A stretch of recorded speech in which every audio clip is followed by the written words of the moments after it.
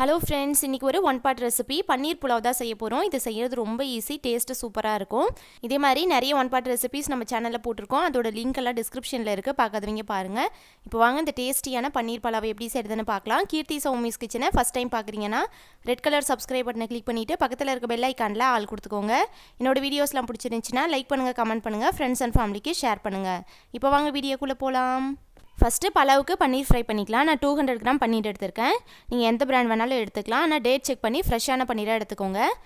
பன்னீரில் புளிச்ச ஸ்மெல் வரக்கூடாது, நல்லா ஃப்ரெஷ்ஷானதாக இருக்கணும். அப்போ தான் பலாவ் டேஸ்ட்டாக இருக்கும். இப்போ இதை கத்தி வச்சு இந்த மாதிரி ஸ்லைஸாக கட் பண்ணிக்கலாம். உங்களுக்கு எந்த சைஸில் வேணுமோ அந்த அளவுக்கு கட் பண்ணிக்கோங்க. நான் கொஞ்சம் நீளமாக இந்த சைஸில் கட் பண்ணிக்கிறேன். உங்களுக்கு இதை விட இன்னும் பெரிய பீஸாக போட பிடிக்கும்னா அந்த மாதிரி போட்டுக்கோங்க. ஆனால் இந்த மாதிரி குட்டி குட்டியாக கட் பண்ணோன்னா சாப்பிடும்போது எல்லா இடத்துலையும் இருக்கும், சாப்பிட்றதுக்கும் டேஸ்ட் நல்லாயிருக்கும். இப்போ இதை ஃப்ரை பண்ணிக்கலாம். ஸ்டவ் ஆன் பண்ணி வானல் வச்சுருக்கேன். இதில் 1 டீஸ்பூன் எண்ணெய் விட்டுக்கிறேன்.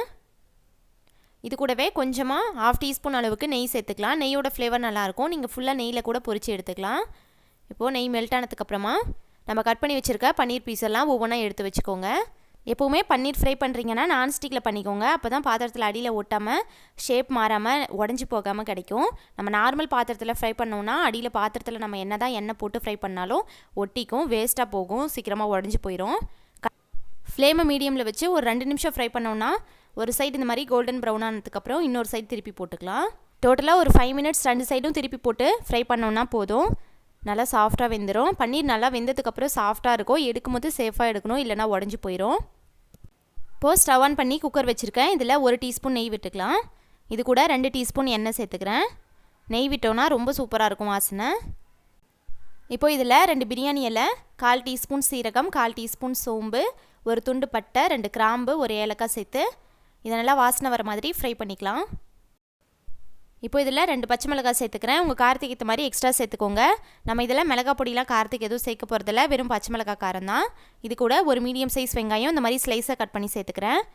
வெங்காயம் லைட்டாக டிரான்ஸ்பரண்ட் ஆகிற மாதிரி ஒரு 2 நிமிஷம் வதக்கிக்கலாம். இப்போ இதில் 1 டீஸ்பூன் இஞ்சி பூண்டு பேஸ்ட்டு சேர்த்துக்கிறேன். இஞ்சி பூண்டோட பச்சை ஸ்மெல் போகிற மாதிரி இது ஒரு 2 நிமிஷம் ஃப்ரை பண்ணிக்கலாம். இப்போ இதில் ஒரு கைப்பிடி அளவுக்கு கட் பண்ண கொத்தமல்லி புதினா சேர்த்துக்கிறேன். இந்த கொத்தமல்லி புதினாவோட ஃப்ளேவர் எல்லா பலாவுக்குமே சூப்பரான வாசனையும் டேஸ்ட்டும் கொடுக்கும். கண்டிப்பாக சேர்த்துக்கோங்க. இப்போ இதில் வெஜிடபிள்ஸ் சேர்த்துக்கலாம். நான் ஒரு 5 பீன்ஸு இந்த மாதிரி குட்டி சைஸாக கட் பண்ணி சேர்த்துக்கிறேன். நீங்கள் இதை விட பெருசாக சேர்க்க பிடிக்கும்னா அந்த மாதிரி கட் பண்ணி சேர்த்துக்கோங்க. இதில் ஒரே ஒரு கேரட்டு, அதையும் இந்த மாதிரி குட்டியாக கட் பண்ணி சேர்த்துக்கிறேன். இது கூட ஒரு 50 கிராம் அளவுக்கு ஃப்ரெஷ் பச்சை பட்டாணி.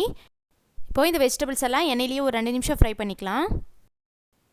இப்போது வெஜிடபிள்ஸ்க்கு மட்டும் கொஞ்சமாக உப்பு சேர்த்து இதை நல்லா கலந்து விட்டுக்கலாம். இப்போது பலாவுக்கு தேவையான தண்ணி சேர்த்து கொதிக்க வச்சிடலாம். நீங்கள் எவ்வளோ ரைஸ் எடுத்துக்கிறீங்களோ அதோட 2 மடங்கு தண்ணி எடுத்துக்கோங்க. பாஸ்மதி ரைஸாக இருந்துச்சுன்னா 1 கப்புக்கு 1.5 கப் தண்ணி சேர்த்துக்கோங்க, கரெக்டாக இருக்கும். நான் இன்றைக்கி நம்ம டெய்லி சாதம் செய்வோம்ல, அந்த ரைஸ் தான் எடுத்திருக்கேன். அதுலேயே பலாவு ரொம்ப சூப்பராக வரும். இப்போது தண்ணி நல்லா கொதிக்கட்டும். இப்போ இதில் அரிசி சேர்த்துக்கிறேன். இது ஒரு 1/2 மணி நேரம் ஊற வச்சு சேர்த்துக்கலாம். அப்போ தான் நல்லா சாஃப்டாக வெந்து வரும். பலாவுக்கு தேவையான உப்பு சேர்த்துட்டு இதை நல்லா மிக்ஸ் பண்ணி விட்டுக்கலாம். உப்பு கொஞ்சம் எக்ஸ்ட்ரா இருக்கிற மாதிரி போட்டுக்கோங்க, அப்போ தான் வெந்து வரும்போது கரெக்டாக இருக்கும். இப்போது இதில் நம்ம ஃப்ரை பண்ணி வச்சுருந்த பன்னீரை போட்டுக்கலாம். பன்னீர் சேர்த்ததுக்கப்புறம் மிக்ஸ் பண்ணி விட வேணாம், அப்படியே சேர்த்துட்டு லிட் க்ளோஸ் பண்ணி விசில் போட்டுடலாம். பன்னீர் சாஃப்டாக இருக்கிறதுனால உடஞ்சி போயிடும், அதனால் ரொம்ப கரண்டி போட்டு கிண்டி விட வேணாம். இப்போது லிட் க்ளோஸ் பண்ணி 2 விசில் மீடியம் ஃப்ளேமில் வச்சு எடுத்துக்கிறேன். நீங்கள் பாஸ்மதி ரைஸ் எல்லாம் வைக்கிறீங்கன்னா 1 விசில் வச்சா கூட நல்லா சாஃப்டாக வெந்துடும். இப்போது விசில் வந்துருச்சு. ப்ரெஷர் ரிலீஸ் ஆனதுக்கப்புறம் ஓப்பன் பண்ணி பார்க்கலாம். சாதம் ஒன்றோடு ஒன்று ஒட்டாமல் நல்லா பலன்னு சாஃப்டாக வந்திருக்கு.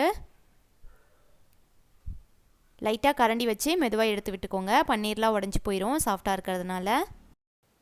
இது கூட வெறும் ரைத்தா வச்சு சாப்பிட்டோன்னா கூட ரொம்ப சூப்பராக இருக்கும். ரொம்ப ஈஸியாக ஒரு 30 மினிட்ஸில் செஞ்சிடலாம்.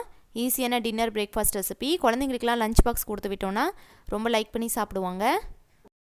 இந்த டேஸ்டியான பன்னீர் பலாவ் ரெசிபி நீங்களும் ட்ரை பண்ணிவிட்டு ஃபீட்பேக் கமெண்ட்ஸில் சொல்லுங்கள். இந்த வீடியோ பிடிச்சிருந்துச்சுன்னா லைக் பண்ணுங்கள், ஷேர் பண்ணுங்கள். கீர்த்தி சௌமிஸ் கிச்சனை சப்ஸ்கிரைப் பண்ணுங்கள். தேங்க்ஸ் ஃபார் வாட்சிங்.